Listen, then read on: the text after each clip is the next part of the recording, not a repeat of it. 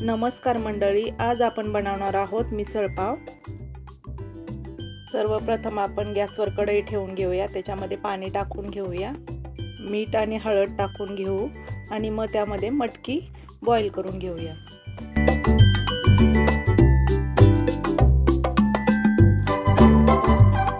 कढईवर झाकण ठेवून आपण मटकी शिजवून घेऊया 10 मिनिटात।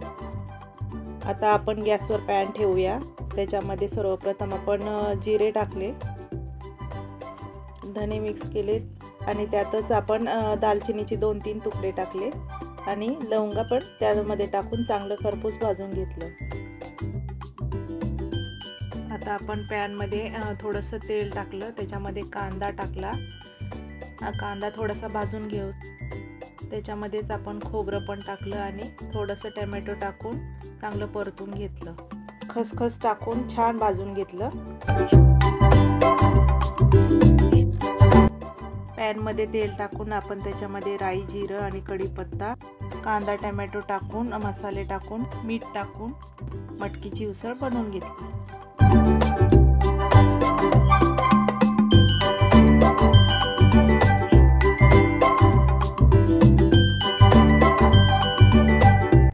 एका साइडला आपण पातेल्यामध्ये पाणी गरम करून घेऊया। कढईमध्ये तेल टाकून आपण त्याच्यामध्ये कढीपत्ता, कांदा, टोमॅटो टाकून छान मिक्स करून घेऊया।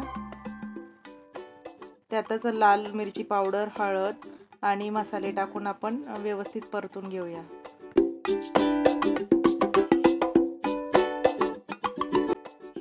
वाटण केलेला मसाला टाकून आपण छान प्रकारे त्याला मिक्स करूया, वाटण परतून घेऊया। गरम पाणी टाकून घेऊया आणि मटकी शिजून घेतलेला स्टॉक आपण त्याच्यात ॲड करूया, थोडं मीठ घालून घेऊया। आता आपण प्लेटिंग करून घेऊ।